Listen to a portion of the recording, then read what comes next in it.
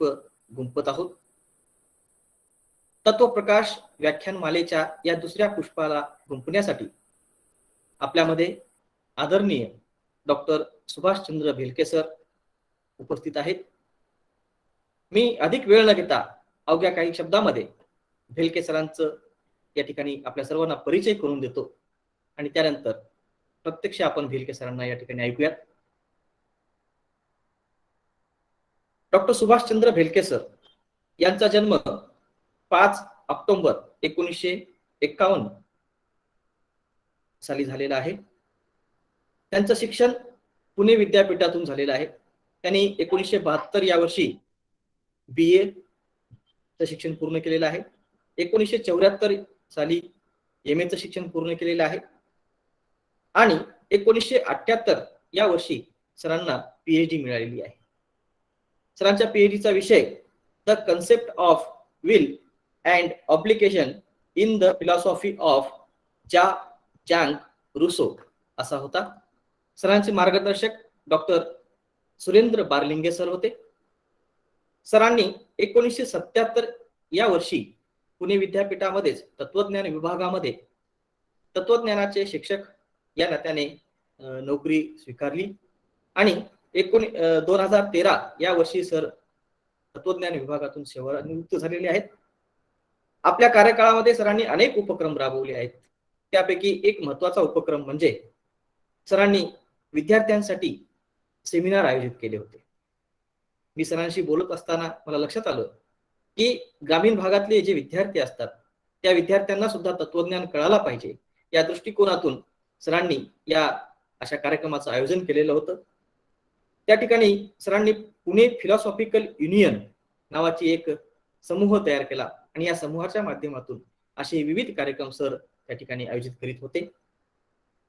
मला सर सांगत होते की ज्या वेळेसला डॉक्टर बारलिंगे सरांनी ICPR कडून एक प्रोजेक्ट हाती घेतला आणि तो प्रोजेक्ट असा होता, completed and incompleted research in India. या प्रोजेक्टच्या साठी जी काही मेहनत सरांना घ्यायची होती त्या सगळ्या मेहनतीमध्ये भेलके सरांचा खूप मोठा वाटा आहे. सरांनी बारलिंगे सरांना खूप मदत त्या काळामध्ये केली होती आणि खऱ्या अर्थानं आपला हा जो तत्वप्रकाश व्याख्यानमालेचा कार्यक्रम आहे तो संशोधकांचं संशोधन जगासमोर आलं पाहिजे आणि त्या निमित्ताने तत्वज्ञानाचा प्रचार प्रसार झाला पाहिजे हा आहे. आणि त्या दृष्टिकोनातून सरांनी प्रत्यक्ष अनुभव पूर्वीच घेतलेला आहे. सरांचं साहित्याच्या संदर्भातलं जर आपण योगदान पाहिलं तर आपल्या लक्षात येईल की सरांनी खूप महत्वपूर्ण असं साहित्य आपल्याला दिलेलं आहे. त्यात मला प्रामुख्याने या ठिकाणी उल्लेख आहे सरांचे जे पुस्तक प्रकाशित आहे त्यात पहिलं पुस्तक आहे कठोपनिषद भाष्यान्वय, दुसरं पुस्तक आहे नीतिबंध, तिसरं पुस्तक आहे चिंतन मुद्रा आणि चौथं पुस्तक जे आहे ते आहे अष्टदल. आज सरांचा जो व्याख्यानाचा विषय आहे तो त्यांच्या PhDच्या विषयाला अनुसरून आहे. आजचा सरांचा जो मुख्य व्याख्यानाचा विषय आहे रुसो चे जीवन आणि तत्वज्ञान आणि याच विषयाला अनुसरून सरांनी चिंतन मुद्रा या पुस्तकामध्ये एक प्रकरण लिहिलेलं आहे. त्या प्रकरणाचं नाव आहे नव्या मनूचा प्रणेता रुसो आणि त्याचाही थोडासा आज ओझरता या ठिकाणी आपल्याला अंदाज येणारच आहे. मी सरांचं अष्टदल पुस्तक वाचलं.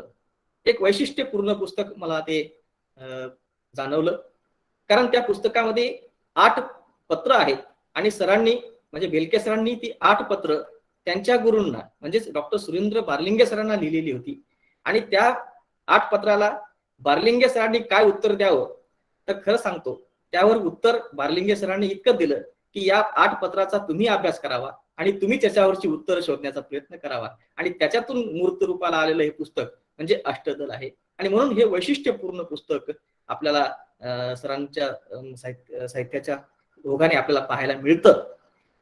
या संदर्भात आता मी अधिक जास्त काही बोलणार नाही. मी पुनश्च एकदा आपल्या सर्वांना सांगू इच्छितो की तत्वज्ञान हा खूप महत्वाचा विषय आहे. तत्वज्ञानाच्या ज्या शाखा आहेत सत्ताशास्त्र, नीतिशास्त्र आहे, ज्ञानमीमांसा आहे, या सगळ्या शाखांचा वेगवेगळ्या पद्धतीने आपण जर विचार केला, अभ्यास केला तर मानवी जीवनामध्ये अत्यंत महत्वाचं स्थान या तत्वज्ञान विषयाचं आहे. आणि म्हणून खऱ्या अर्थानं तत्वज्ञान सर्वसामान्यांमध्ये रुजलं पाहिजे. सर्वसामान्यांना या तत्वज्ञान विषयाचा परिचय झाला पाहिजे आणि याच भावनेतून तत्व प्रकाश व्याख्यानमाला आपण या ठिकाणी सुरू केलेली आहे. ही व्याख्यानमाला अविरतपणे सुरू राहणार आहे. या व्याख्यानमालेमध्ये प्रामुख्याने जे संशोधक आहेत त्यांना आपण आमंत्रित केलेलं आहे. हे सर्व संशोधक तत्वज्ञानाचा प्रचार करण्यामध्ये आपली सेवा देणार आहेत. मी सर्व संशोधकांचे मनपूर्वक स्वागत करतो, धन्यवाद करतो आणि यानंतर मी आदरणीय डॉक्टर सुभाषचंद्र भिलके सरांना विनंती करतो की त्यांनी त्यांच्या व्याख्यानाचा जो विषय आहे तो आमच्या समोर प्रस्तुत करावा. स्वागत आहे सर. सर तुमचा माईक बंद आहे.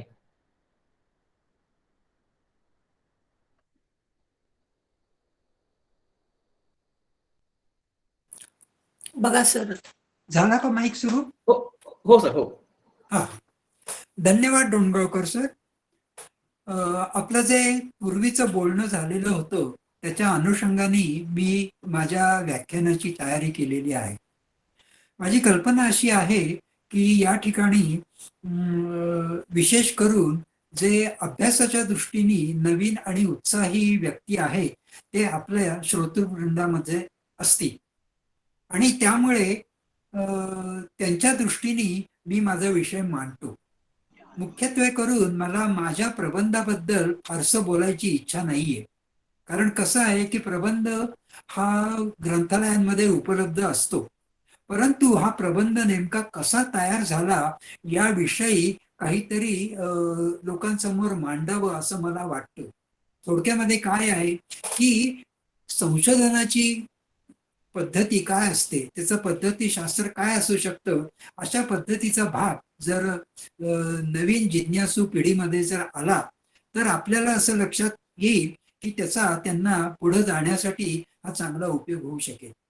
त्यामुळे माझ्या व्याख्यानाचे मुख्यत्वे करून 3 विभाग मी केलेले आहेत. पहिला विभाग आहे की हा पद्धतीशास्त्राचा भाग माझ्या बाबतीमध्ये कसा विकसित होत गेलेला आहे.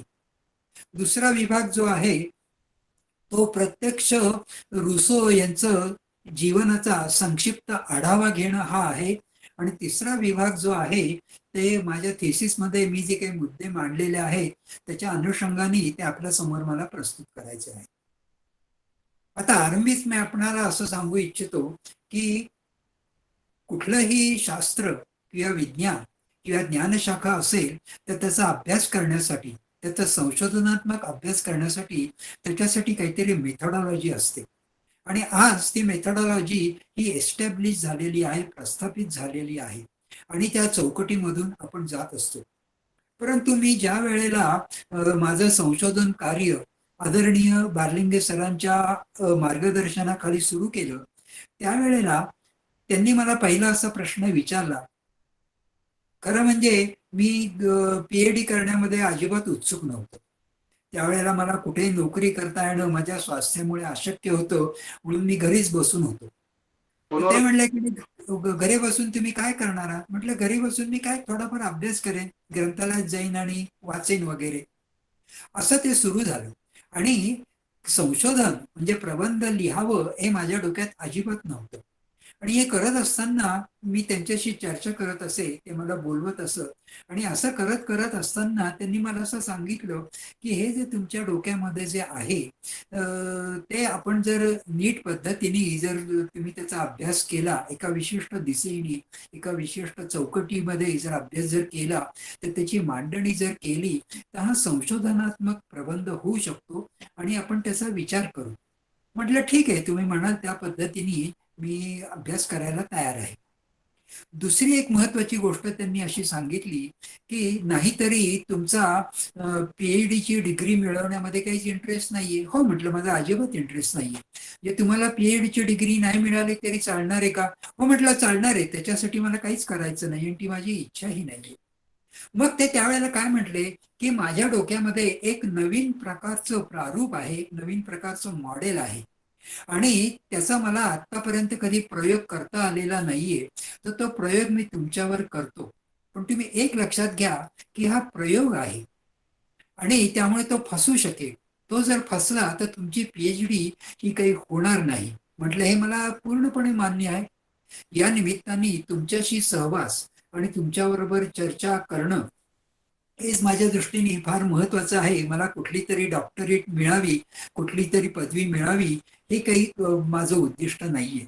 असं म्हटल्यानंतर त्यांनी एका वेगळ्या पद्धतीने मला मार्गदर्शन करायला सुरुवात केलेली होती. ते जे प्रारूप जे आहे, ते प्रारूप मला तुमच्या समोर मांडायचं आहे.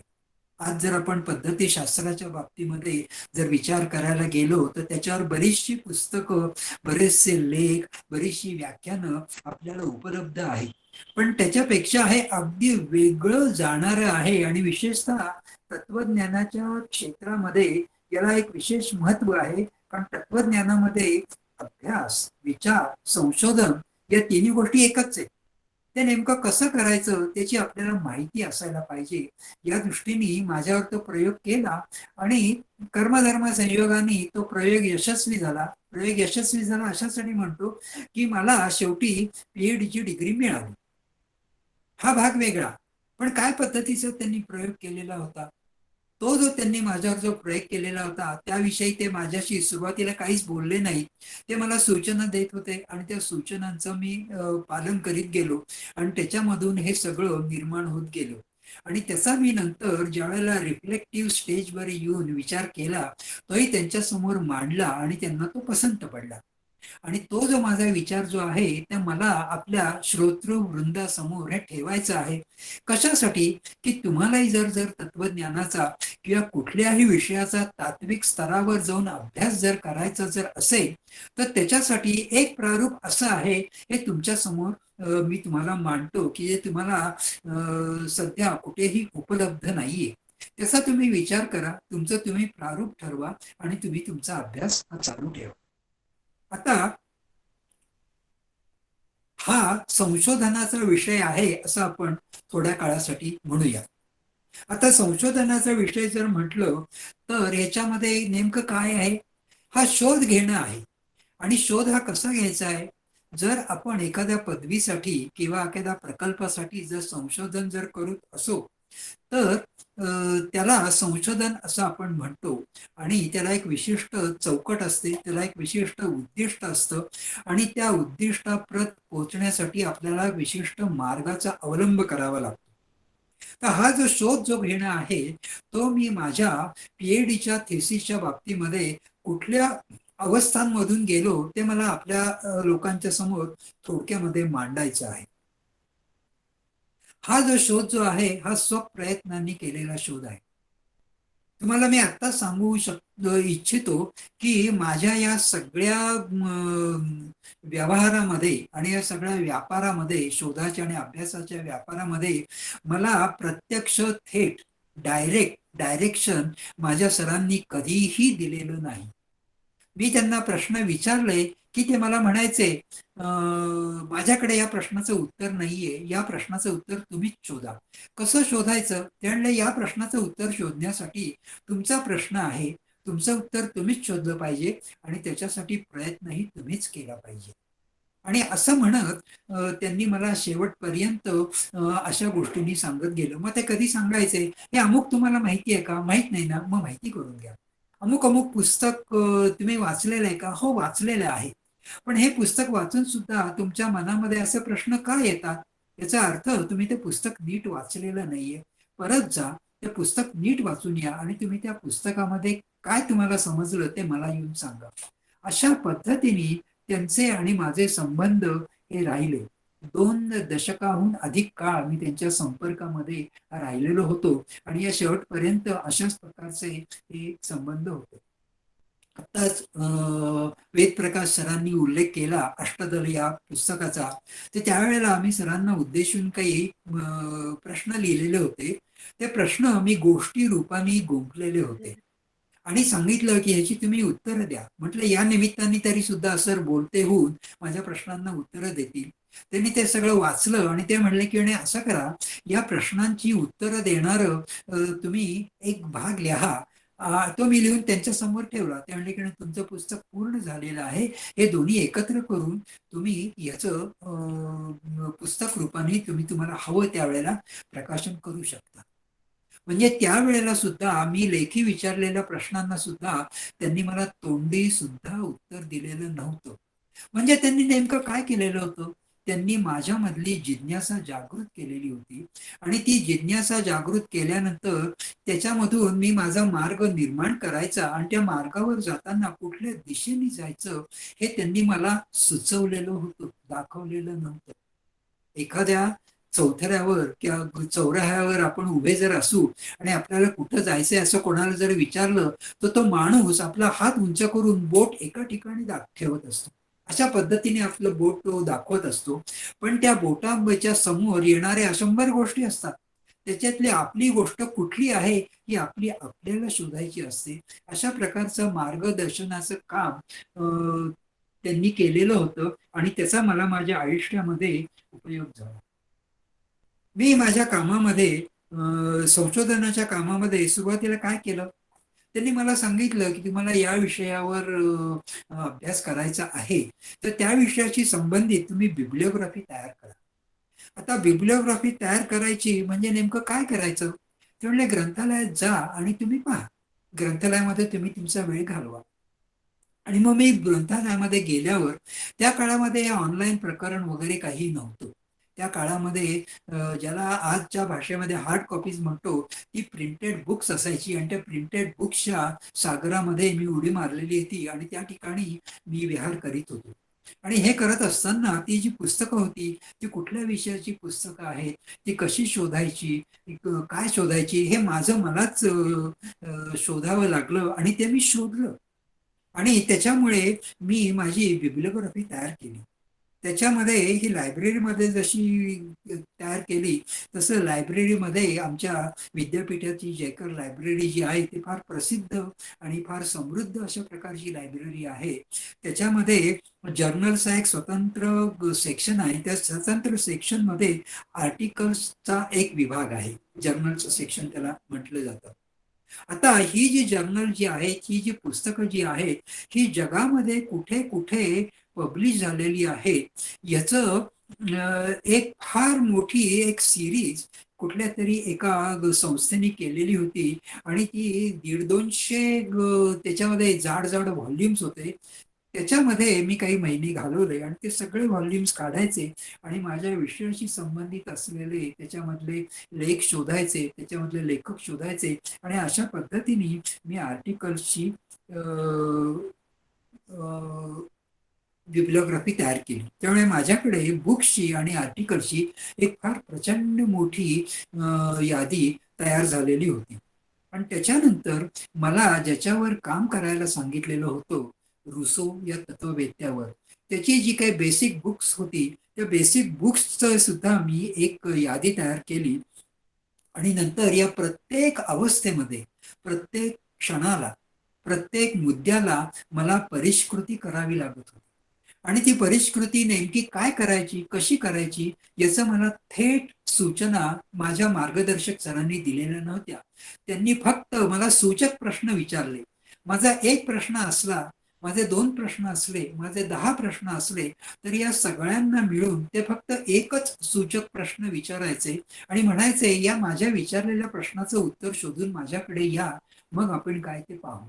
म्हणजे काय झालेलं होतं, त्यांनी माझ्यामधल्या ज्या काही क्षमता होत्या, माझ्यामधली जी जिज्ञासा होती ती जागृत केलेली होती. त्याला त्यांनी आकार देण्याचा प्रयत्न केलेला होता आणि त्या आकृतीबंधामधूनच या सगळ्या गोष्टी या निर्माण झालेल्या.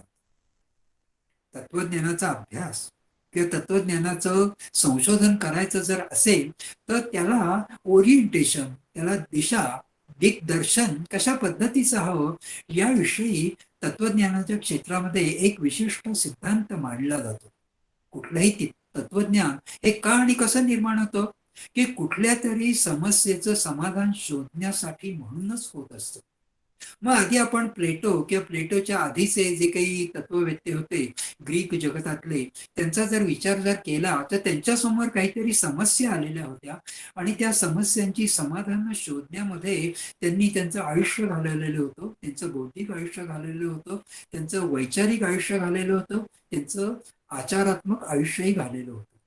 म्हणजे त्यांनी जे काही केलेलं आहे त्याचा अर्थ जर आपल्याला समजून घ्यायचा असेल तर त्यांच्या समोर समस्या काय होती what was the philosophical problem, or what was the problem before them, and how did that problem become a philosophical problem, हे आपल्याला शोधावं लागतं.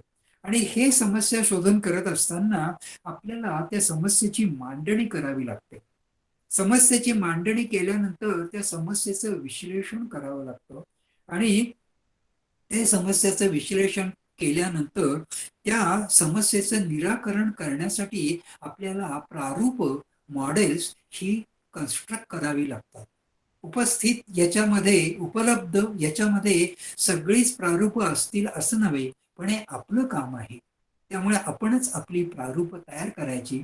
त्याच्यासाठी उपलब्ध असलेल्या प्रारूपांचा आपण आधार म्हणून, रस्त्यावरचे दिवे म्हणून आपण त्याचा वापर करायचा. आपण अंधाऱ्या रस्त्यातून जर जात असू तर आपल्या हातात असलेला जो टार्च आहे तोच आपल्या जवळ असतो. रस्त्यावर लावलेले जे दिवे आहेत ते ज्या भागावर त्या दिव्यांचा प्रकाश पडतो तेवढाच देतात. तो रस्त्यावरचा दिवा हातात घेऊन आपण त्या रस्त्याचं आक्रमण करत नाही, ते आपल्याला फक्त दिग्दर्शन देतात. तसाच इतर प्रारूपांचा आपण वापर करायचा असतो. आणि त्याच्यानंतर येणारी महत्वाची गोष्ट म्हणजे अशी की आपण स्वतः चिंतन करायचं असतं. हे जे चिंतन जे आहे याला मी निरावलंबी चिंतन म्हणतो. म्हणजे कुठल्या तरी एका विशिष्ट अवलंबनावर आधारित असं ते चिंतन न ठेवता निरावलंबी करायचं, म्हणजे ते मुक्त होतं. ज्या ज्या गोष्टी माणूस मुक्ततेने करतो त्याच्यामध्ये समृद्धी येते. त्यामुळे हे निरावलंबी चिंतन करणं हा या मेथडॉलॉजीचा एक फार महत्वाचा भाग आहे. आणि निरावलंबी चिंतनासाठी आपल्याला काहीतरी आधार हवा. मला समजा जर पळायचं जर असेल, ॲथलेटिक्समध्ये जर मला रनिंग रेस जर करायची जर असेल तर त्याच्यासाठी मला माझ्या शरीराची शक्ती वाढवली पाहिजे. त्याचबरोबर कसं पळायचं याच्या बाबतीतही मला माहिती करून घेतली पाहिजे, आणि तर मी चांगल्या पद्धतीने ॲथलीट होऊ शकतो.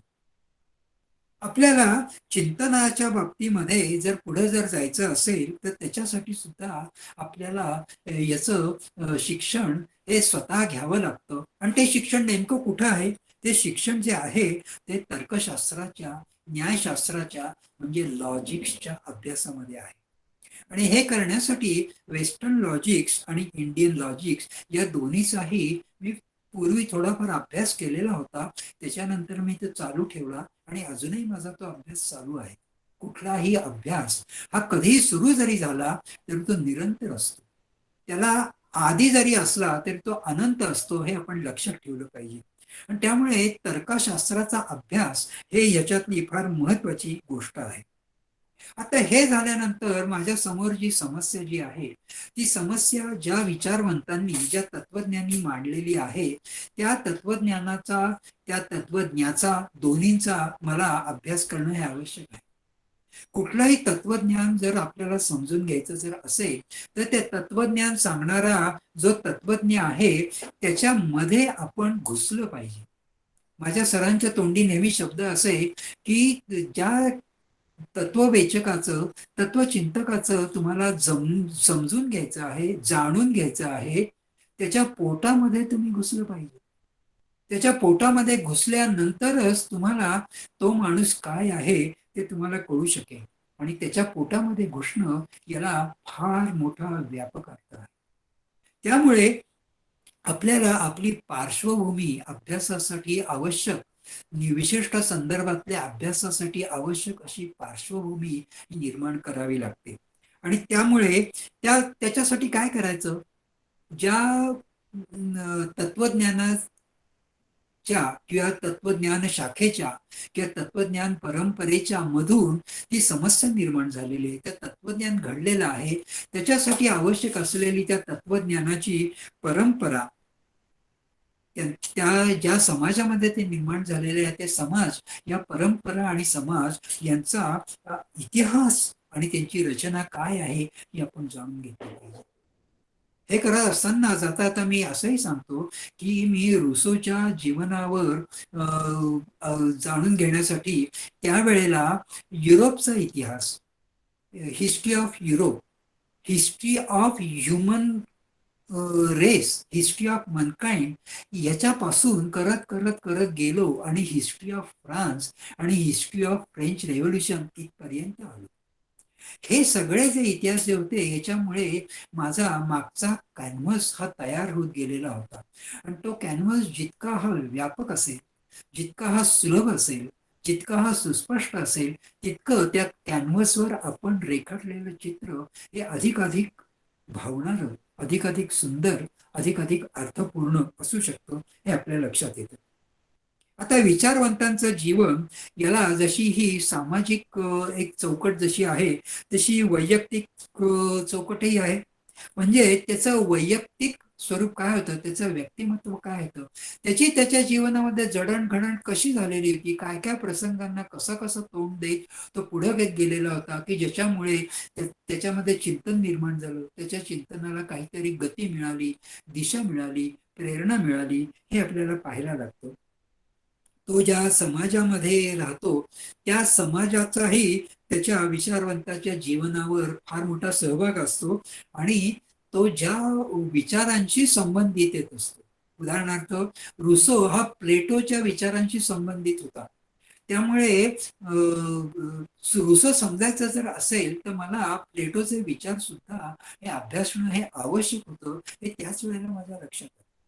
अशा प्रकारे विचारवंतांचं जीवन समजत असताना, समजून घेत असताना त्याचं वैयक्तिक, सामाजिक आणि वैचारिक जीवनही त्याचाही आढावा मला घेणं हे आवश्यक वाटलं आणि त्या पद्धतीने मी गेलो. त्याच्यानंतर मग हे सगळं मी केलं. आता याची मला मांडणी करायची. याची मांडणी करण्यासाठी मला प्रारूपाची रचना करणं हे आवश्यक आहे. त्याने प्रारूपाची रचना करत असताना आधी मला प्रारूपही शोधली पाहिजे. जी उपलब्ध प्रारूप आहे ती उपलब्ध प्रारूप शोधल्यानंतर प्रारूप म्हणजे नेमकं काय असतं, ते कसं असतं आणि कसं केलेलं असतं, अशा स्वरूपाच्या गोष्टींवरून आपण स्वतःच्या प्रारूपाची रचना करू शकतो, त्याची मांडणी करू शकतो आणि त्याचा उपाययोजन, त्याचं इम्प्लिकेशन कसं करायचं, त्याचं ऍप्लिकेशन कसं करायचं ही दृष्टी आपल्याला मिळते आणि त्या दृष्टीने आपण वाचन करणं, मनन करणं आणि चिंतन करणं हे आवश्यक असतं. झाली आपल्याकडे प्रारूप तयार झाली, ही पार्श्वभूमी झाली आणि या पार्श्वभूषणेचा एक शेवटचा, अगदी शेवटचा नव्हे पण विवेचनासाठी शेवटचा मुद्दा येतो, तो म्हणजे मार्गदर्शकांनी दिलेल्या सूचना. त्याचबरोबर या विषयाचे जे विद्वान जे आहेत त्यांच्याशी केलेली चर्चा आणि याच विषयाशी संबंधित असलेली जी व्याख्यान आहेत, चर्चासत्र आहेत, त्यामध्ये केलेला सहभाग, याच्यामधून आपली तयारी ही होत असते आणि ही केवळ आपल्या पीएचडीचा थिसिस पूर्ण करेपर्यंतच मर्यादित नसते, ते जीवनभर चालू राहणारी प्रक्रिया असते. कारण आपलं संपूर्ण जीवन हा एक ज्ञानशोधाची यात्रा आहे आणि या ज्ञानशोधाच्या यात्रेमध्ये आपल्याला काही ना काही मिळत जातं आणि ते आपल्याला जे मिळत जातं त्याची आपण रेखाटन करतो, त्याची आपण आखणी करतो, त्याचं आपण फॉर्म्युलायझेशन करतो, त्याच्यामधून काहीतरी आपण फॉर्म्स निर्माण करतो, काही कॉन्सेप्ट डेव्हलप करतो, आपण काहीतरी डॉक्ट्रिन्स सांगतो, आपण काहीतरी थिअरी करतो. हे जे आहेत हे सगळे बंद आहे, हे सगळे आकृतीबंध आहेत आणि हे आकृतीबंध आपण सतत करत असतो. त्याच्यासाठी या गोष्टींची आवश्यकता आहे. आता आपल्या समोर जर आपण एका विशिष्ट विषयावर, विषयाशी संबंधित जर संशोधन जर करत असू किंवा करणार असू तर त्या विषयाची आखणी करणं हे आवश्यक आहे. त्याचं स्ट्रक्चर आपण तयार केलं पाहिजे आणि त्याचा गोषवारा आपण तयार केला पाहिजे. आता ही आखणी आणि गोषवारा करत असताना त्याच्यामध्ये येणारे जे मुख्य मुद्दे आहेत ते आणि त्या मुख्य मुद्द्यांना त्याच्यात अंतर्गत असणाऱ्या अनुषंगाने येणाऱ्या उपमुख्य मुद्द्यांची योजना केली पाहिजे, त्यांचा क्रम ठरवला पाहिजे. हा क्रम ठरवत असताना आपल्याला लॉजिकल ऑर्डर आणि एपिस्टेमॅटिकल ऑर्डर यांचा उपयोग करावा लागतो. त्याच्यासाठी मी मगाशी म्हटलो तसा वेगवेगळ्या तर्कशास्त्रांचा, न्यायांचा आपल्याला अभ्यास करणं हे आवश्यक आहे आणि इतर प्रारूपांचा अभ्यास करायचा, त्यांची तुलना करायची आणि या सगळ्यामधून आपण स्वतःचं प्रारूप हे तयार करायचं. एवढी सगळी गोष्ट झाली या स्टेजला, या पायरीपर्यंत झाली की आपण मार्गदर्शकांकडे जात असतो.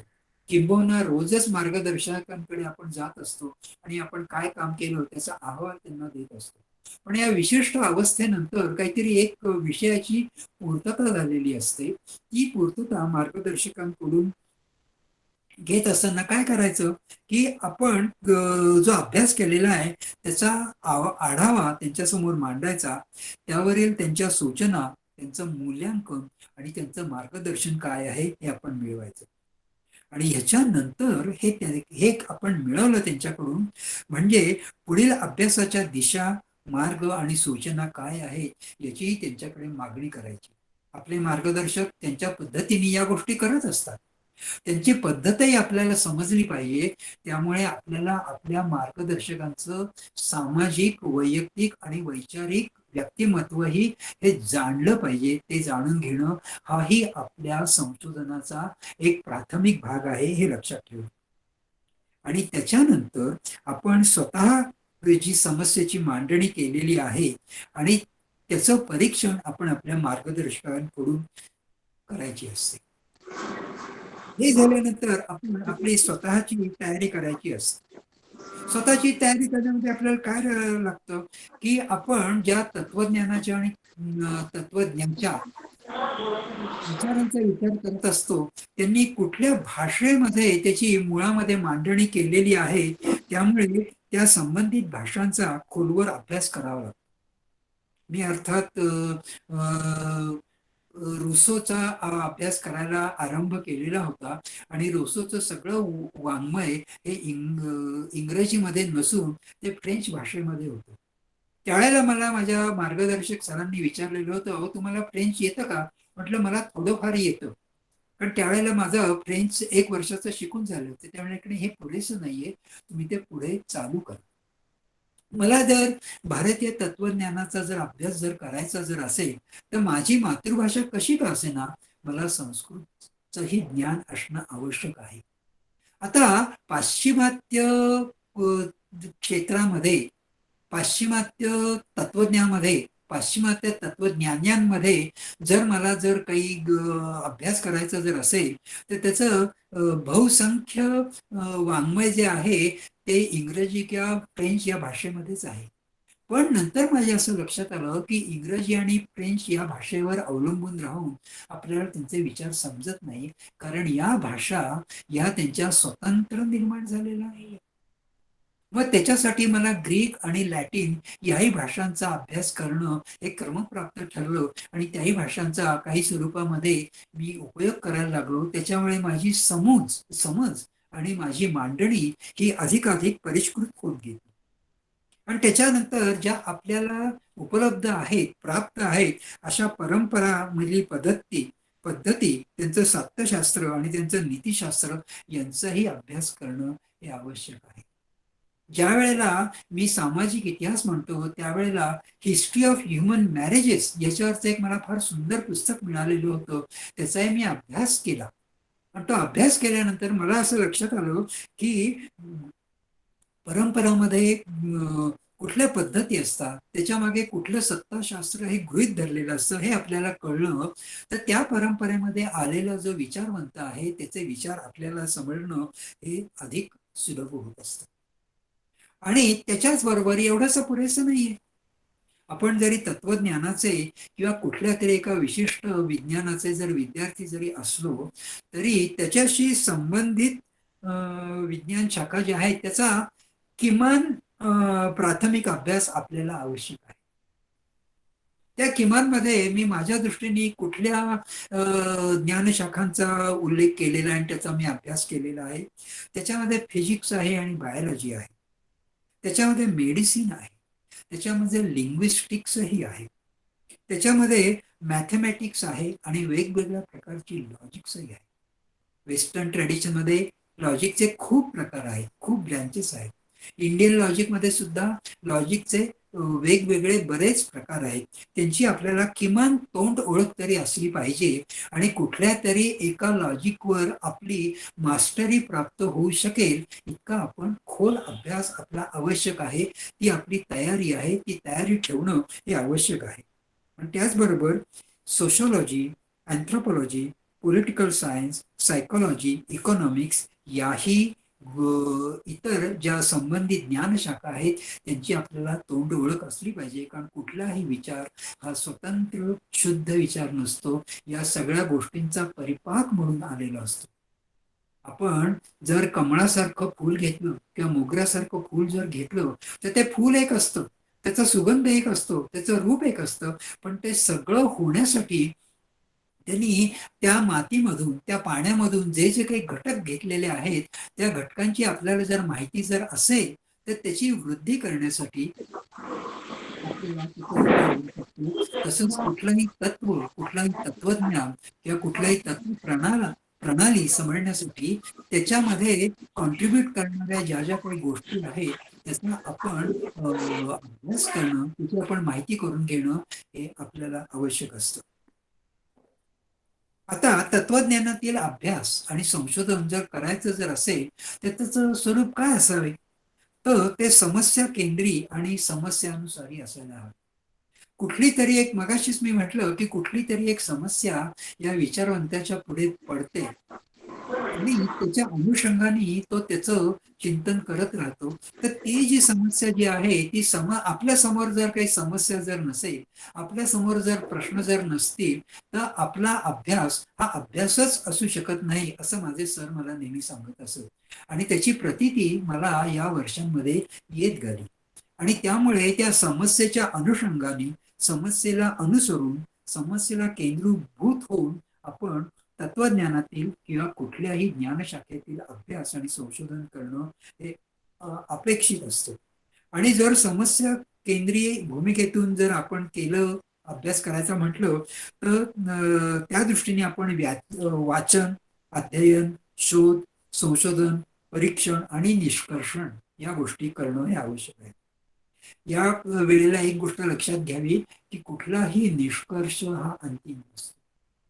आज मी ज्या निष्कर्षापर्यंत आलेलो आहे, जी माझी प्रेमिसेस आहे, ज्या प्रेमिसेसनी मला एक कन्क्लुजन मिळालेलं आहे, त्याच वेळेला as a logician I must know that what ever conclusion I got now today at this point of time, this is the premise for my next argument. त्यामुळे माझं आजचं जे निष्कर्ष जे आहेत, आजचं जे माझं कन्क्लुजन जे आहे ती माझी पुढच्या अभ्यासाची ही प्रेमिसेस आहेत अशा भूमिकेतून हे केलं पाहिजे. त्याचबरोबर या अभ्यासामध्ये आणखीन एक महत्वाची गोष्ट आपल्याला लक्षात घेतली पाहिजे की ठीक आहे, मी माझं संशोधन इथपर्यंत केलो, ही मर्यादा घालून घेतलेली ती चौकट होती, चौकटीला मर्यादा असतातच, माझ्या अभ्यासालाही मर्यादा असतील.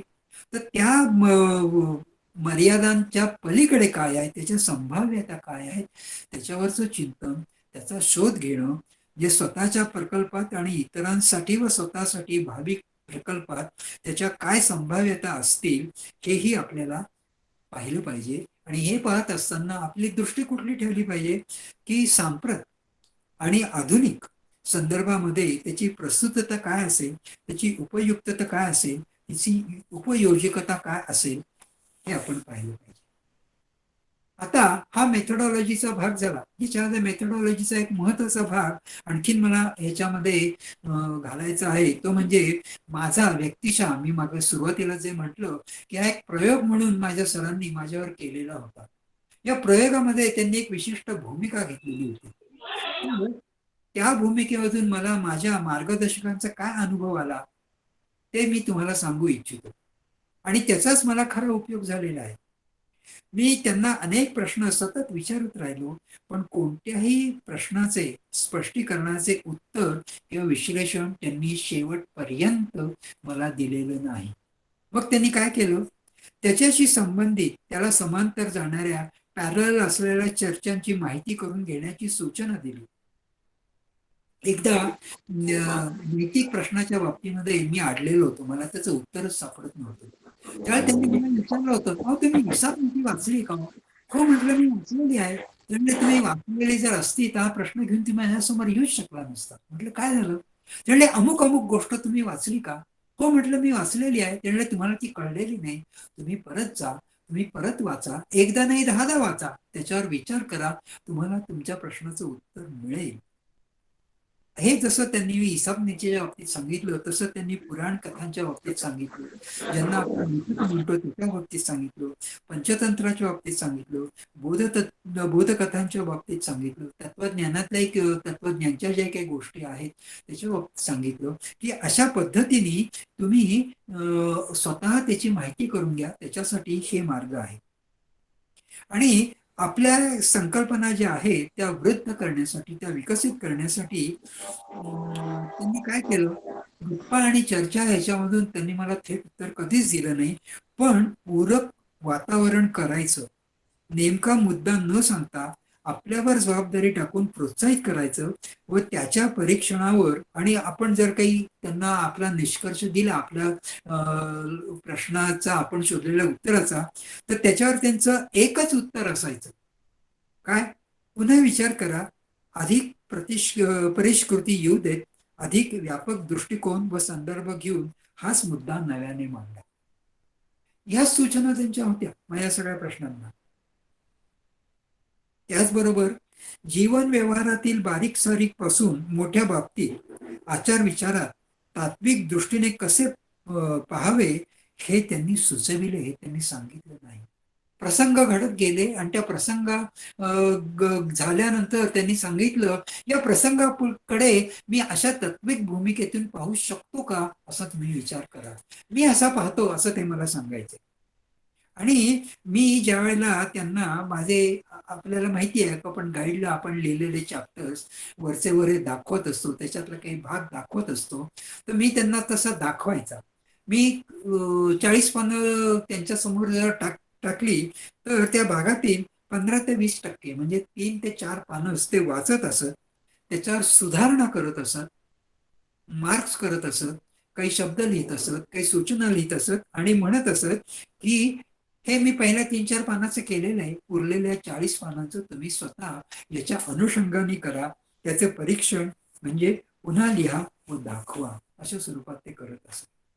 आणि त्यामुळे हे जे झालं ते त्यांनी काय केलं होतं, माझ्यामध्ये जर काही असेल तर ते कसं विकसित करायचं, कसं वृद्ध करायचं, कसं परिष्कृत करायचं, हे त्यांनी माझ्यामधूनच मला त्यांनी शोधायला भाग पाडलं. त्यामुळे कुठलंही संशोधन हे स्वयंशोधच असतो, हे मला पटलेलं होतं. आता हे मार्गदर्शकांचं माझं एक विशिष्ट नातं होतं. कसं होतं ते मार्गदर्शक व मार्गदर्शित म्हणजे मी, माझ्या आचार विचाराने ते एकरूप होत असत, त्यांच्या बरोबर जगायला शिकवत असत, जगायला घेत असत आणि शिकवत असत. पण यावेळी सुद्धा काहीही सूचना न देता निरीक्षण व मनन करण्यास उद्युक्त करीत असत. त्यावरील निर्णय कधी विचारला ते म्हणायचे, अजून सुधारणा व अचूकपणा हवा, अशा विधानातूनच ते देत. प्रत्येक वेळी ते फक्त प्रश्न विचारित, त्यांचे उत्तर समाधानकारक नसल्यास आणखी प्रश्न विचारित किंवा एखादं पुस्तक सिद्धांत वाचावयास सुचवत.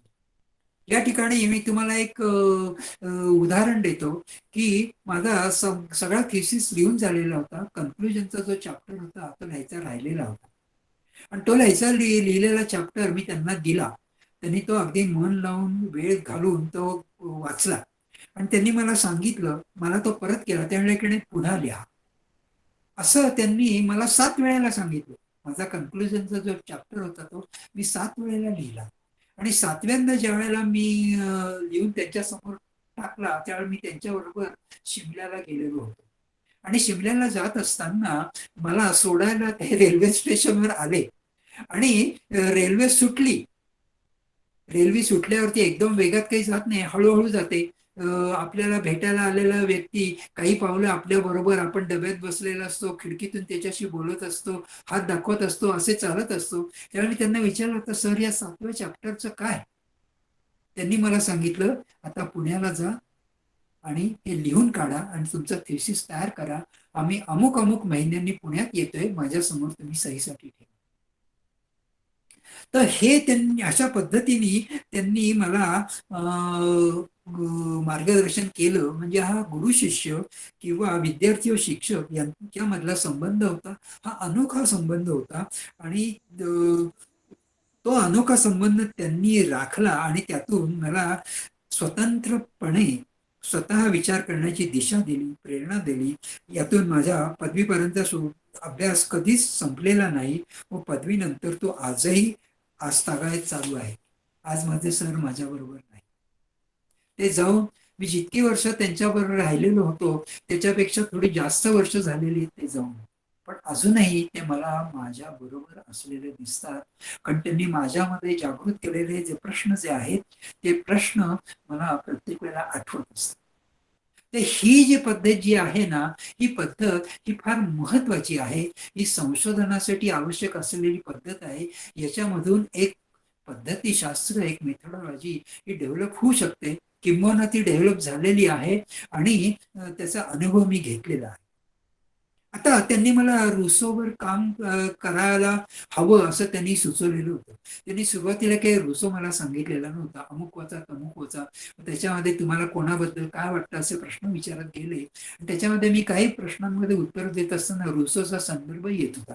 त्यामुळे रुसोचा तुम्ही अभ्यास केला का? त्यामुळे नाही केलेला. त्यामुळे असं करा, तुम्ही ग्रंथालयात जा, रुसोची जी काही पुस्तकं आहेत ती शोधून काढा, ती सगळी वाचून माझ्याकडे या, मग आपण पुढे काय करायचं ते पाहूया. अशा पद्धतीने रुसोचं त्यांनी मला इंट्रोडक्शन दिलं. आणि त्या इंट्रोडक्शन नंतर मग मी रुसोची पुस्तकं शोधली. त्याच्यातली काही 3 पुस्तकं माझ्या दृष्टीने महत्वाची होती अशा निर्णयाप्रत आलो. तो निर्णय त्यांनी मान्य केला आणि मग त्याच्यामधून मी रुसोच्या समोरची समस्या काय आहे याचं फॉर्म्युलेशन केलं, याची रेखाटन केलं, याची आराखडा केला. आणि तो मला काय दिसला, रुसोच्या संपूर्ण जीवनामध्ये एकच समस्या होती आणि ती समस्या त्यांनी वेगवेगळ्या पद्धतीने मांडलेली होती. काय समस्या होती त्याच्या पुढे? How to live in a society and still be free and happy. समाजामध्ये राहून तुम्ही स्वतंत्र आणि आनंदी कसे राहू शकता, हा त्याच्या पुढे प्रश्न होता. आणि या प्रश्नाचं उत्तर देण्यासाठी त्यांनी खूप काही चिंतन केलेलं होतं आणि त्यांनी केलेलं चिंतन हे पब्लिश झालेलं होतं. आणि त्यांनी असंही म्हटलेलं होतं की origin of this problem lies in civil order or social order. It is a base of all rights. त्याचं जे सोशल कॉन्ट्रॅक्ट नावाचं जे पुस्तक जे आहे हे त्याचं मुख्य शीर्षक आहे. त्यांनी उपशीर्षक त्याला दिलेलं आहे, प्रिन्सिपल्स ऑफ राईट्स. आता हा जो राईट जो शब्द जो आहे ना, हा राईट शब्द आपल्याला रुसोबद्दलच्या मॅक्झिमम मिसअंडरस्टँडिंग निर्माण करणारा आहे आणि तसं ते झालेलं आहे. त्या ठिकाणी त्यांनी वापरलेला जो फ्रेंच शब्द जो आहे तो ध्रुवा हा आहे, DROIT, ध्रुवा. ध्रुवा हा त्याचा उच्चार आहे. तर त्याचे प्रिन्सिपल्स काय आहेत आणि त्याच्यासाठी आपण या सोशल ऑर्डरचा विचार करायला पाहिजे. आणि सोशल ऑर्डरसाठी त्यांनी जो शब्द वापरलेला आहे तो कॉन्ट्रॅक्ट हा शब्द वापरलेला आहे. पण हे लक्षात घेणं आवश्यक आहे की कॉन्ट्रॅक्ट हा शब्द इंग्लिश कल्चरमध्ये, इंग्लिश फिलॉसॉफीमध्ये, इंग्लिश परंपरेमध्ये ज्या अर्थाने वापरलेला आहे त्या अर्थाने फ्रेंच ट्रॅडिशनमध्ये वापरलेला नाही. आणि त्यामुळे त्यांनी कोव्हेनंट हा शब्द प्रत्येक ठिकाणी वापरलेला आहे. आणि त्याच्यामधून या कोव्हेनंटच्या ऑर्डरमधून, या कोव्हेनंटच्या अरेंजमेंटमधून, या कोव्हेनंटच्या रेग्युलेटिव्ह प्रिन्सिपल्समधून प्रिन्सिपल्स ऑफ ध्रुवा असं त्याचं ते सब टायटल आहे. त्याच्यामधून जे प्राप्त होतं त्याच्यामधून आपल्याला आपली जी समस्या आहे त्याचं आपल्याला समाधान मिळतं. ते कशामध्ये मिळतं तर ते समाधान आपल्याला मिळण्यासाठी त्याचा मुख्य मूळ काय आहे तर फ्रीडम, स्वातंत्र्य हा त्याचा मुख्य भाग आहे. त्याचं त्यांनी वर्णन केलेलं आहे. आणि that becomes the problem of morals. आपण तत्वज्ञानाचे अभ्यासक किंवा आपण सर्वसामान्य माणसं मोरॅलिटी वगैरे शब्द वापरतो, पण आपण फक्त ते शब्द वापरतो. आपण वरवरचे त्याचे अर्थ घेतो. आपण त्याच्या खोलात कुठे गेलेलो आहे का? आपण त्याच्या खोलात जाण्यासाठी आपल्याला फक्त लिंग्विस्टिक्सचाच आधार केला पाहिजे असं नव्हे, तर आपल्याला समाजाचा, समाजशास्त्राचा, आपल्याला अँथ्रोपॉलॉजीचा, सामाजिक इतिहासाचा, काही शतकांचा किंवा काही संसर्गांचा अभ्यास करणं आवश्यक आहे.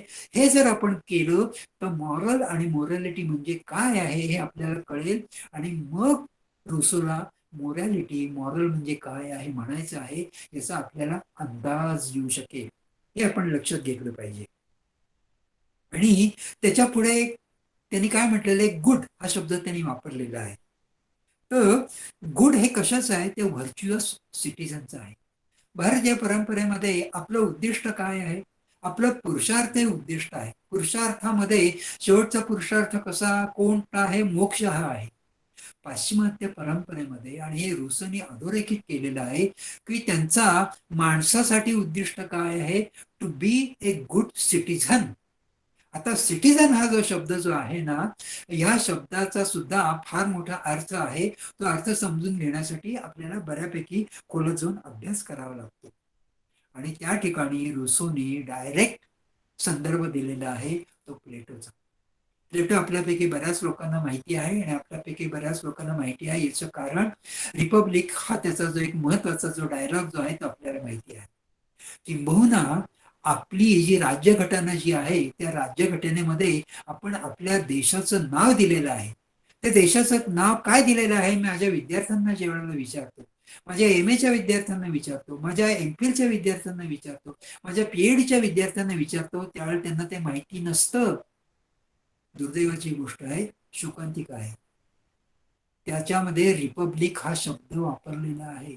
द रिपब्लिक ऑफ अमुक अमुक अमुक इंडिया असं त्याच्यामध्ये म्हटलेलं आहे.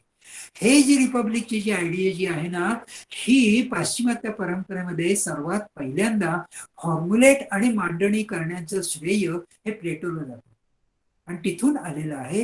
हे जे प्लेटो जे आहे त्याचं आदर्श राज्यघटना अशा स्वरूपामध्ये त्याचं भाषांतर करून त्याची मराठीमध्ये 1-2 भाषांतरही झालेली आहेत.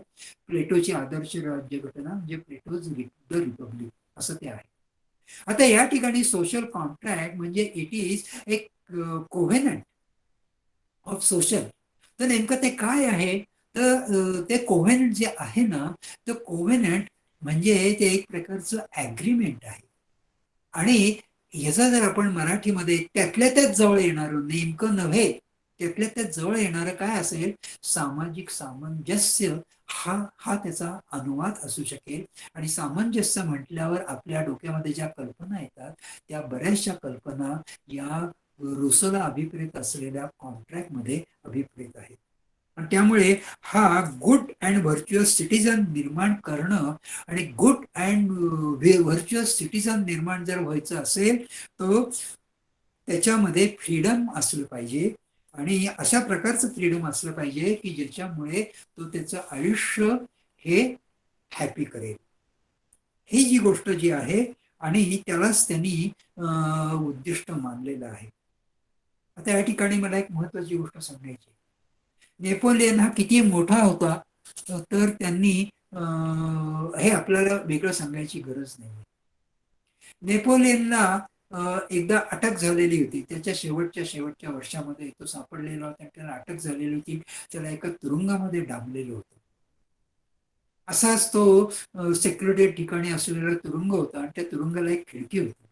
त्या खिडकी मध्ये बसून त्याला बाहेरचं जग दिसायचं. आणि कर्मधर्म संयोगाने किंवा योगायोगाने म्हणा, त्या खिडकीमधून त्याला एक थडगं दिसायचं. आणि ते थडगं कोणाचं आहे कळल्यावर रुसो हे नेपोलियन काय म्हणलेला होता, here lies in rest the person who paved the way for French Revolution. रुसोचं हे जे मोठं कॉन्ट्रीब्युशन आहे हे इतिहासामध्ये सुद्धा अशा पद्धतीने सांगितलं गेलेलं नाहीये, हे आपण लक्षात घेतलं पाहिजे. फ्रेंच राज्यक्रांतीच्या बाबतीमध्ये शक्यतो 2 नावं घेतली जातात. एक म्हणजे एक म्हणजे रुसो आणि दुसरं म्हणजे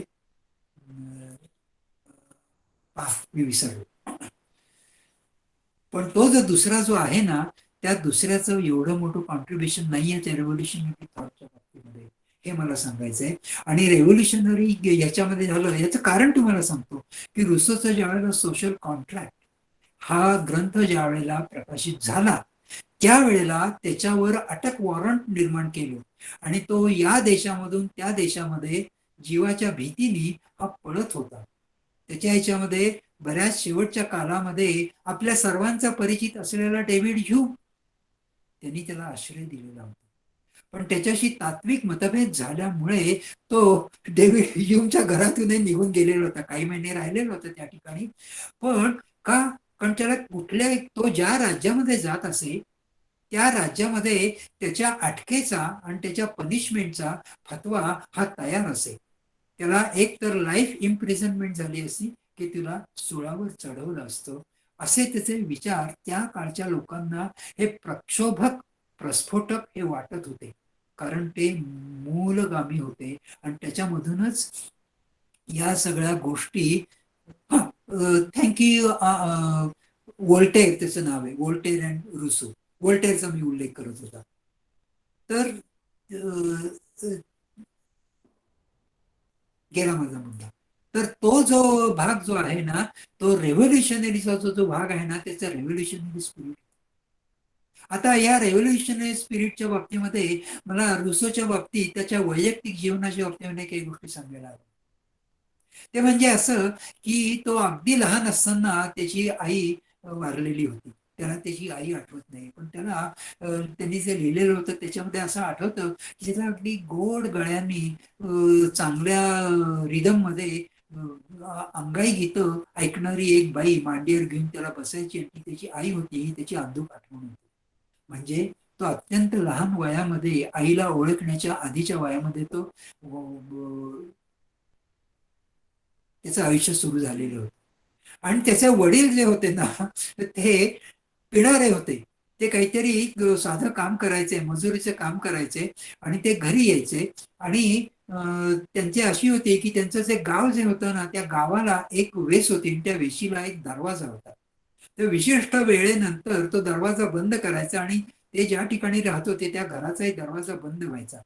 आणि हा रुसो जे होता त्यांनी स्वतः म्हटलेले, आय वॉज व्हॅगॅबॉन्ड. तर तो आणि त्याचा मित्र हे असे गावभर फिरायचे आणि मग त्यांना यायला उशीर व्हायचा. आणि उशीर झाल्यानंतर दार ठोठवून त्यांनी आत घेतलं की वडील काही विचारायचे नाहीत, काही सांगायचे नाहीत, फक्त त्याला लाथाबुक्क्यांनी मारायचे. आणि त्याला ह्या गोष्टीचा कंटाळा आला म्हणून तो आणि त्याचा जो मित्र होता त्या दोघांनी ठरवून त्यांनी घर सोडलं, तो पळून गेला.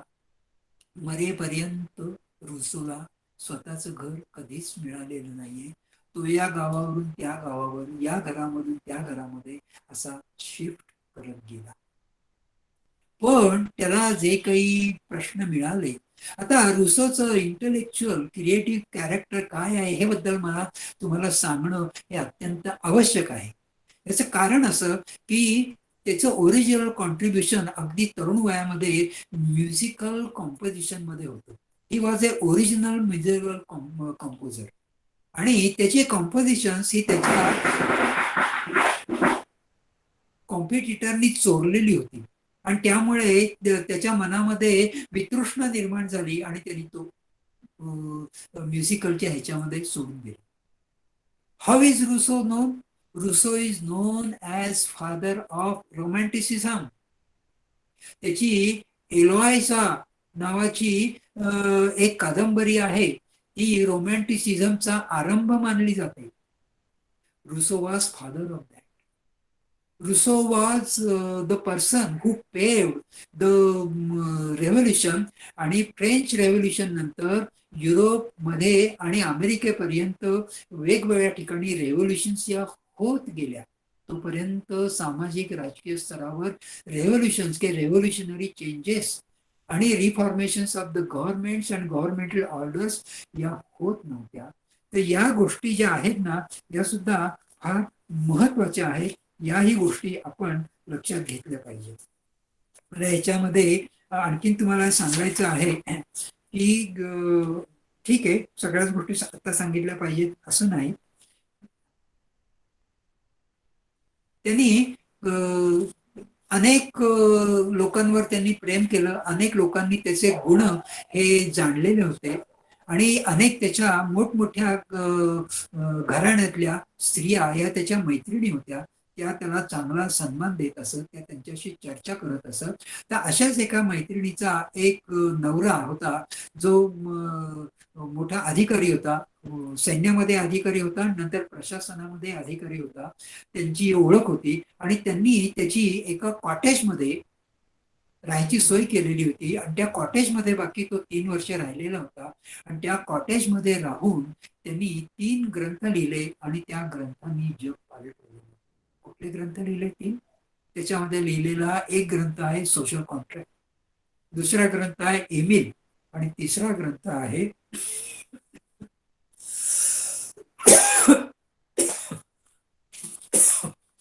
दी कन्फेशन्स. त्यांनी लिहिलेलं दी कन्फेशन्स जे आत्मचरित्र आहे ना, हे आत्मचरित्र लेखनाच्या मधलं हे पहिलं असं आत्मचरित्र आहे की ज्याच्यामध्ये अत्यंत प्रामाणिकपणे स्वतःला प्रेझेंट केलेलं आहे.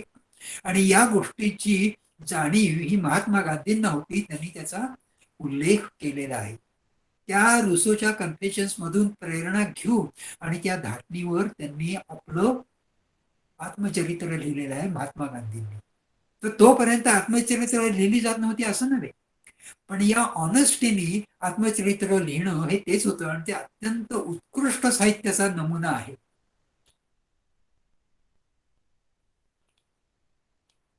त्याच्यानंतर त्यांनी पोलंड आणि क्रोएशिया या गव्हर्नमेंटच्या मागणीनुसार त्यांची जी कॉन्स्टिट्यूशन अशी स्टेटसाठी त्याचे ड्राफ्ट त्यांना दिलेले होते. त्यांनी जे ईमेल लिहिलेलं होतं ते आपल्यापैकी काही लोकांना नक्कीच माहिती असेल, कारण ज्या ठिकाणी फिलॉसॉफी ऑफ एज्युकेशनचा अभ्यास केला जातो त्या ठिकाणी रुसोला डावलून तुम्ही पुढे जाऊ शकत नाही. त्या ईमेलनी एक शिक्षणाचा प्रोग्राम दिलेला होता की अगदी छोट्या अक्षरामध्ये, छोट्या ह्याच्यामध्ये, पातळ ह्याच्यामध्ये लिहिलेलं 450 पानाचं पुस्तक आहे, त्याच्यामध्ये खूप गोष्टी आलेल्या आहेत. तर ते जे होतं त्याचा प्रभाव इतका झाला की त्याच्यानंतर युरोपमध्ये अनेक ठिकाणी रुसोइस्ट स्कूल्स ही एस्टॅब्लिश झाली आणि ती अनेक वर्ष चालू होती. त्यांनी जी आयडिओलॉजी दिलेली होती, आणि Rousseau is also known as the pioneer of नॅचरलिझम.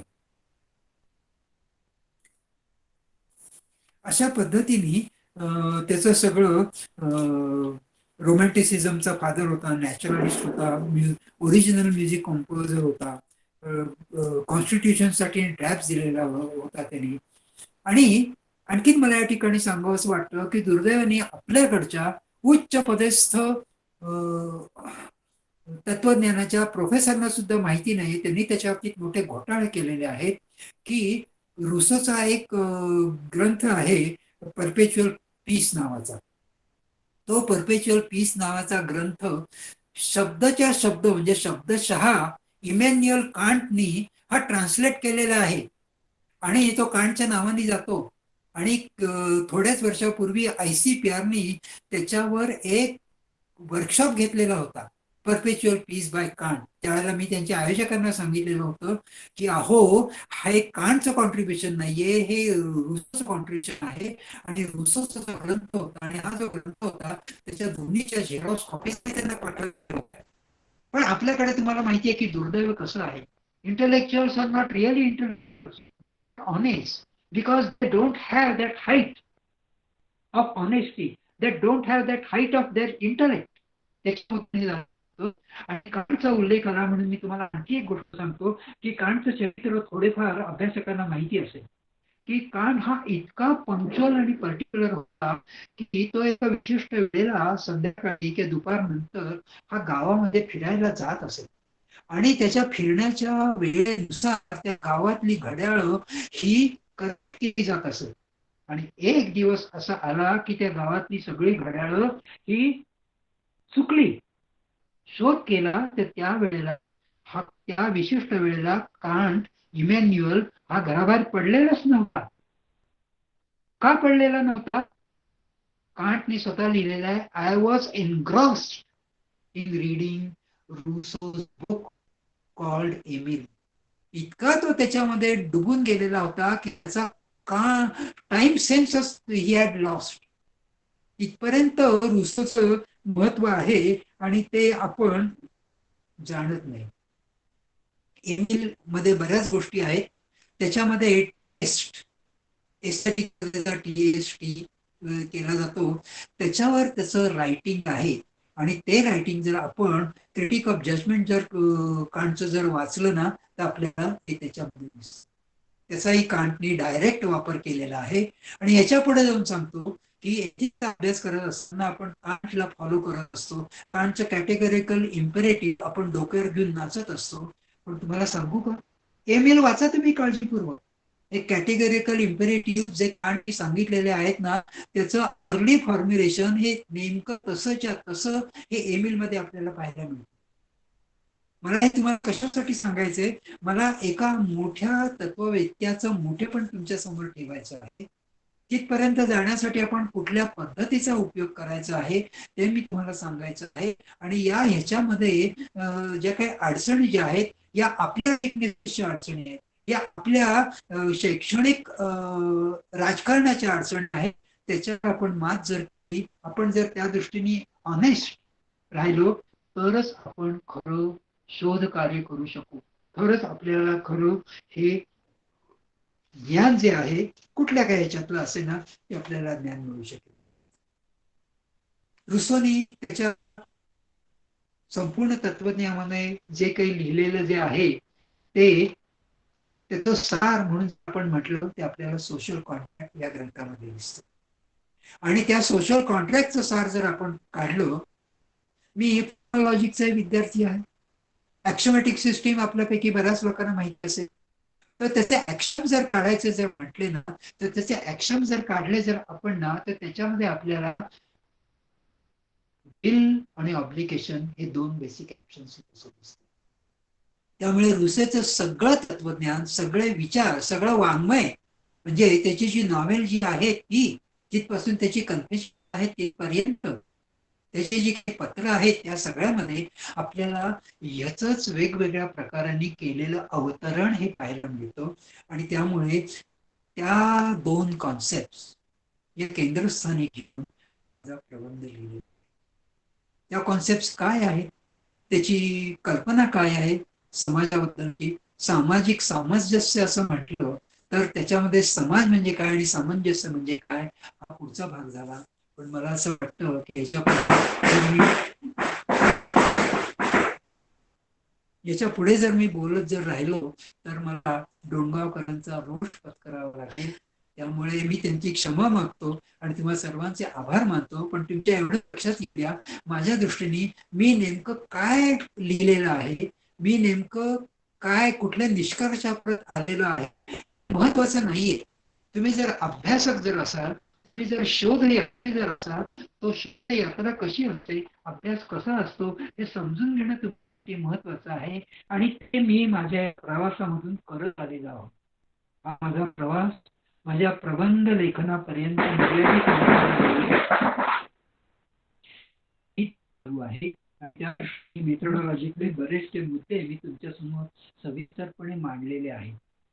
डोणगावकरांचं नेमकं उद्दिष्ट काय आहे मला अजूनही कळले, पण मी हे असायला पाहिजे. कारण त्यांची जी भूमिका जी आहे, त्या भूमिकेमधून लक्षात आलं की नवीन पद्धतीने विचार त्या लोकांना काहीतरी तत्वज्ञानाच्या दृष्टीने काहीतरी मार्गदर्शन मिळावं, काहीतरी दिशा मिळावी असं जर असेल, तर आम्ही जे काही तत्वज्ञानामध्ये जे काही संशोधन करून आम्ही जे काही निष्कर्ष मांडलेले आहेत, त्या निष्कर्षांचा काही संबंध नाही. तुमचे निष्कर्ष तुम्ही, माझे निष्कर्ष मी शोधले. पण ते निष्कर्ष परत येण्यासाठी मी कुठल्या कुठल्या याच्यामधून गेलेलो आहे, कसा गेलेलो आहे, त्याला काहीतरी एक विशिष्ट लॉजिक आहे, त्याला एक विशिष्ट मेथड आहे, त्याला विशिष्ट फिलॉसॉफी आहे. ही फिलॉसॉफी तुमच्या समोर मांडायची होती, ती ऐकून घेतली. आपल्याला टिकली पडली असेल, ती किती रुचली असेल ते तुमचं तुम्ही ठरवा. मला कुठल्याही प्रशंसेची कौतुकाची अजिबात अपेक्षा नाही. आपण जरी म्हटलं शे तुमचं हे अजिबात आम्हाला आवडलेलं नाहीये, आय एम हॅपी, तुम्ही बोलता त्याचा आम्हाला थोडाफार तर उपयोग होऊ शकेल असं जरी म्हटलं तर माझ्या अंगावर काही मांस वाढणार नाहीये, माझ्या अंगात काही कमीपणा येणार नाहीये. पण तुम्ही ऐकलं आणि हे ऐकायला डोंगावकरांनी मला या ठिकाणी प्रवृत्त केलं, याबद्दल तुम्हा सर्वांचे डोंगरकर सरांचे आभार मानतो. आपल्या कोणाकडे कोणामध्ये जर काही प्रश्न जर असतील तर आपण ते लिखित स्वरूपात द्यावेत. वेळ त्याप्रमाणे आपल्याला मर्यादित राहील, पण जर कोणाला ह्याच्या बाबतीमध्ये जिज्ञासा जर असेल तर ते लिखित स्वरूपातले प्रश्न डोंगरकरांनी दिले माझ्याकडे जर आले तर मी मला जमेल त्या प्रमाणामध्ये समाधान देण्याचा प्रयत्न करेन. कुठल्याही प्रश्नाचं समाधान हे प्रश्न ज्याच्यामध्ये निर्माण होतात त्याच्याकडेच असतं, हे कधीही विसरू नका. धन्यवाद. धन्यवाद डोंगरकर सर. धन्यवाद सर, खूप खूप आभारी आहे. वेद हा सर, हा गौरी दोन सर. मिनिटं बोलू मी. हा गौरी सर बोलणार आहेत. आदरणीय भेलके सर आणि हिरे मटवाले सर यांना प्रणाम. वेदनी अतिशय स्तुत्य असा म्हणजे अतिशय उत्कृष्ट असा उपक्रम हा निर्माण केलेला आहे. पण इथे जे उपस्थितीत लोक आहेत, मला थोडासा खेद वाटतो की प्राचीन काळातील म्हणण्यापेक्षा तुम्ही लोकांनी जे काही प्रबंध लिहिलेले आहेत त्यासाठी तुम्ही जे काही कष्ट उचललेले आहेत आणि आम्ही ज्या वेळेला प्रबंध लिहिताना आम्ही जे काही कष्ट उचललेले आहेत याच्यामध्ये जमीन आसमानचा फरक आहे, हे मी या ठिकाणी स्पष्ट करू शकतो. कारण तुम्ही जे प्रबंध लिहित असताना तुमचे जे गुरुवर्य होते पीएचडीचे, ते अतिशय अभ्यासपूर्ण आणि अतिशय ज्ञानपूर्ण आणि तत्वज्ञ होते असं मला म्हणायला काही हरकत नाही या ठिकाणी. आणि तुमच्या पीएचडी प्रबंधामधील काही भाग आम्हाला ऐकायला मिळणे, तुम्हाला ज्या अडचणी आलेल्या आहेत त्या ऐकायला मिळणे आणि तुम्ही जे काही त्याप्रमाणे प्रबंधामध्ये जे काही सुधारणा करून खरोखरच आमच्या नव्या पिढीला, म्हणजे मी नवी पिढीमध्ये नाही पण आमच्या ज्या पिढीला हे तुमच्या पीएचडीचे प्रबंध ऐकायला मिळणे हे फार महत्व आहे आणि ते जर वाचायला मिळाले तर त्यापेक्षा आनंद आहे असं मला वाटतं. मी सर्व लोकांना विनंती करतो, जे उपस्थित आहे त्यांना, की तुम्ही सर्वांनी आपल्या मित्रांना सांगून या उपक्रमामध्ये सहभागी व्हावं अशी माझी नम्र विनंती आहे. कारण पाठीमागचे प्रबंध आणि आत्ताचे प्रबंध याच्यामध्ये थोडासा फरक आहे, हे नक्कीच आहे. धन्यवाद डोणगावकर सर, धन्यवाद हिरे मटवा सर, धन्यवाद भेलके सर, मला 2 मिनिटं या ठिकाणी बोलायला वेळ दिला. धन्यवाद गौरे सर. आणखीन कोणाचे काही प्रश्न असतील तर प्रत्यक्ष आता न विचारता माझ्याकडे ते लिखित स्वरूपामध्ये माझ्या व्हॉट्सअपला पाठवा आणि ते सगळे प्रश्न मी भिलके सरांना पाठवतो. भिलके सर आपल्या सोयीनुसार त्यावर उत्तर पाठवतील असं माझं आणि भिलके सरांचं बोलणं झालेलं आहे. आणि तर आता मी शेवटचा टप्पा आभाराचा. खरंच भिलके सरांनी या ठिकाणी जो विषय आपल्या समोर मांडला आणि त्या विषयाला अनुसरून ज्या नवीन नवीन गोष्टी आपल्याला सुचवल्यात, जसे की पद्धतीशास्त्र असेल, संशोधन करत असताना नेमकं कुठला मार्ग आपण निवडावा, त्याच्यामध्ये येणारे खाच खचके आणि या सगळ्या गोष्टीला अनुसरून मार्गदर्शकांची काय भूमिका असते, ते कशा पद्धतीने आपल्याशी वागतात, त्यांच्यावरती वागणं म्हणजे खऱ्या अर्थानं अबोल असा संवाद असतो हे आपण समजून घ्यायला पाहिजे, हे सरांनी या ठिकाणी सुचवलं. म्हणून आपल्याकडे येणारे जे काही संशोधक असतील आपले, त्यांच्याशी कसा संवाद साधायचा आणि याही दृष्टिकोनातून आपल्याला भविष्याकडे पाहावं लागल, हे सगळं आपल्याला या ठिकाणी कळालेलं आहे. त्याचबरोबर रुसोच्या संदर्भाने विचार करत असताना, रुसो हा एक फक्त सोशल फिलॉसॉफर आहे असं अनेकदा जेव्हा आम्हाला वाटतं, त्याच सोशल फिलॉसॉफरचा प्रभाव कांट सारख्या फिलॉसॉफरवर पडलेला आहे.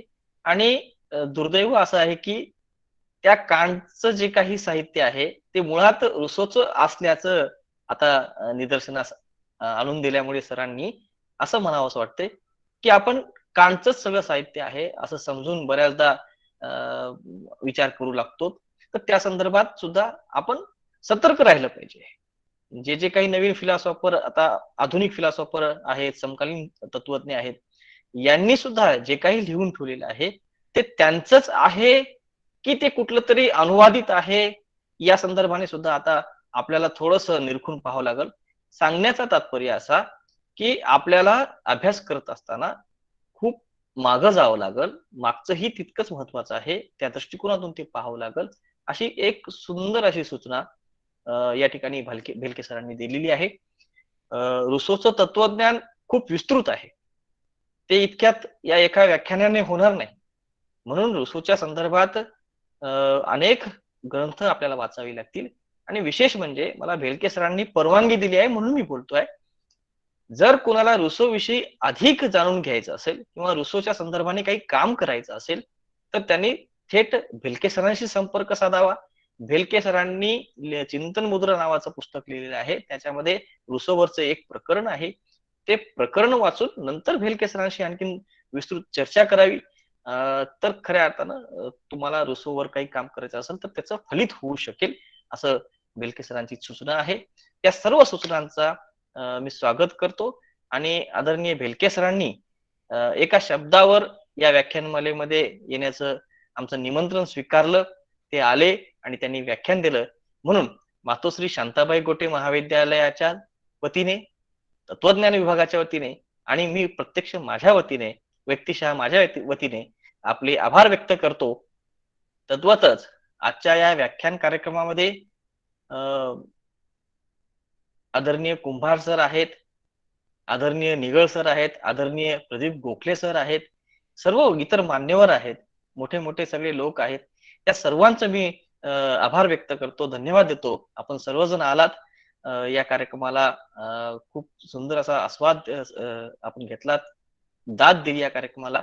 आपल्या सर्वांचे मनपूर्वक आभार. पुनश्च एकदा सांगतो, दर महिन्याच्या प्रत्येक महिन्याच्या 15 तारखेला रात्री 8 वाजता या व्याख्यानमालेचं आयोजन असतं. म्हणून आपण आवर्जून सर्वजण या व्याख्यान कार्यक्रमामध्ये या. आणि जर शक्य होत असेल तर आपले जे तत्वज्ञानाचे विद्यार्थी आहेत, आपले जे तत्वज्ञानाचे संशोधक विद्यार्थी आहेत, त्यांना सुद्धा या कार्यक्रमामध्ये सामील करून घेण्यासाठी आपण प्रयत्न करावेत, ही मी नम्र विनंती करतो, आवाहन करतो. आणि पुनश्च आपल्या सर्वांचे आभार व्यक्त करतो आणि थांबतो. धन्यवाद. गोखले सरांचं मी या ठिकाणी अभिनंदन करतो. सिन्हा रजनी मॅडमचं या ठिकाणी अभिनंदन करतो. सर्व मान्यवर